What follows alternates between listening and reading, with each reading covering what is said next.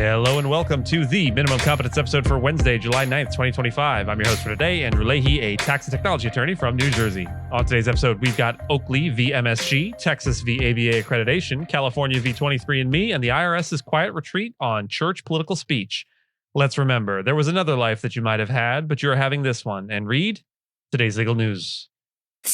On this day in legal history, July 9th, 1868, the 14th Amendment to the U.S. Constitution was ratified, one of the most sweeping and hotly contested legal transformations in American history.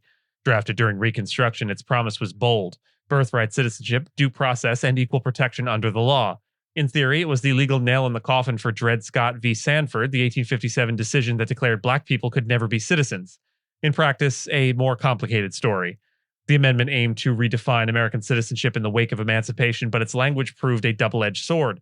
While Section 1 is the cornerstone of modern civil rights litigation, it was also the platform for corporate personhood and Lochner-era judicial activism. The same equal protection clause used to dismantle segregation in Brown v. Board in 1954 was first deployed to protect railroad companies from state taxes. So the question isn't whether the 14th Amendment mattered, it's whether it served the people it was meant to protect. Southern states ratified the amendment under duress, often as a condition of rejoining the Union. The Supreme Court for decades narrowed its reach, refusing to apply most of the Bill of Rights to the states and sidestepping racial injustice entirely. Only in the 20th century, through selective incorporation and the civil rights movement, did its full potential begin to manifest. Today, the 14th Amendment remains a constitutional battleground, cited in cases on abortion, marriage equality, affirmative action, and beyond. But the fight over its meaning is far from settled. July 9th isn't just a date on the calendar, it's a reminder that even the most powerful legal language is hostage to interpretation, and that equality under the law has always been a work in progress. Retired NBA star Charles Oakley is seeking sanctions against Madison Square Garden and Randy Mastro, a top New York City official and MSG attorney, alleging they made false statements in a long-running legal battle over Oakley's 2017 ejection from a Knicks game. In a recent court filing, Oakley accused Mastro of repeatedly lying to the court about MSG owner James Dolan's involvement, despite Dolan admitting under oath that he played a role. Oakley wants the judge to award attorney's fees, censure Mastro, and require him to attend an ethics class. This move follows MSG's own motion last month asking the court to sanction Oakley and his lawyers for allegedly promoting a false narrative and to dismiss the case. The dueling motions are part of an 8-year legal dispute that began after Oakley was forcibly removed from MSG. Oakley, a Knicks fan favorite from 1988 to 1998, has claimed excessive force was used during the incident and has recently amended his lawsuit to focus on assault and battery. Law school deans across Texas are pushing back against a proposal to eliminate the requirement that attorneys graduate from American Bar Association accredited schools.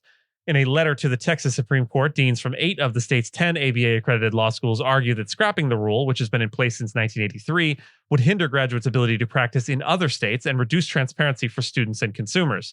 The court's review of the ABA requirement follows a similar move by Florida, where justices cited the ABA's paused diversity mandate and political activity as reasons for reconsideration.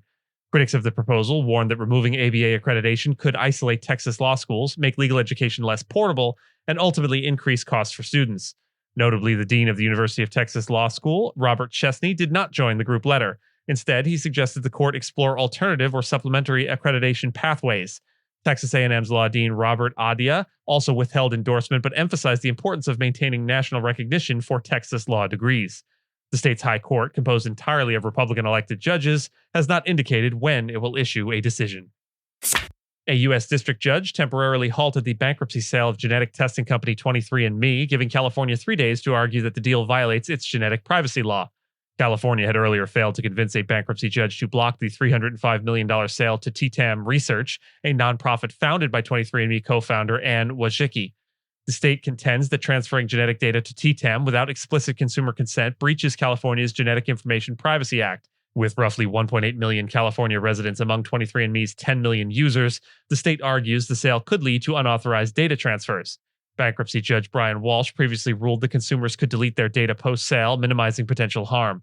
TTAM has promised to honor 23andMe's existing privacy policies. A federal court hearing on whether to extend the pause is scheduled for Thursday. The bankruptcy follows declining demand and a major 2023 data breach at 23andMe. The IRS has agreed, at least for now, not to penalize churches for discussing political candidates or campaigns during religious services, provided that such speech is framed as a matter of faith. This move comes as part of a proposed consent decree intended to resolve a constitutional challenge to the Johnson Amendment, a 1954 law barring 501c3 tax-exempt organizations, including churches, from participating in political campaigns. The settlement, filed in a Texas federal court, reinterprets the Johnson Amendment narrowly. Religious speech about politics during worship services is not political intervention if it occurs through traditional faith-based communication. The IRS now claims enforcing the Johnson Amendment against such speech could raise serious First Amendment concerns, especially if it treats politically silent religious organizations more favorably than outspoken ones.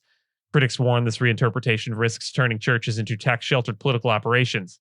Diane Yentl of the Council of Nonprofits argues it opens the door to tax-deductible donations for de facto political activity, effectively subsidized by taxpayers who may disagree. While the lawsuit originally sought to strike down the Johnson Amendment entirely, this settlement attempts to sidestep the constitutional minefield through interpretation, not invalidation.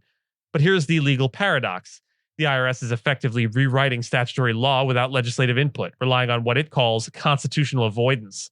That raises real questions. Can an executive agency unilaterally redefine the scope of a congressional statute to avoid a constitutional fight?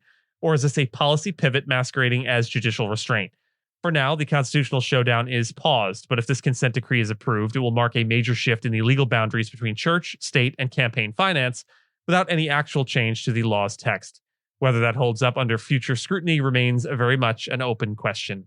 And with that, and as always, I thank you so much for listening to Minimum Competence, your daily news podcast for lawyers. If you're looking for more than Minimum Competence, links to further reading on all the topics touched on today are in the show notes. And reviews go a long way towards helping new listeners to find our show. If you have a moment, leave a rating or review on your podcast player. We'd sure appreciate it. And if you know someone that might be interested in the story we cover, consider sending them the episode. But remember, nothing here should be construed as legal advice because it is certainly never that.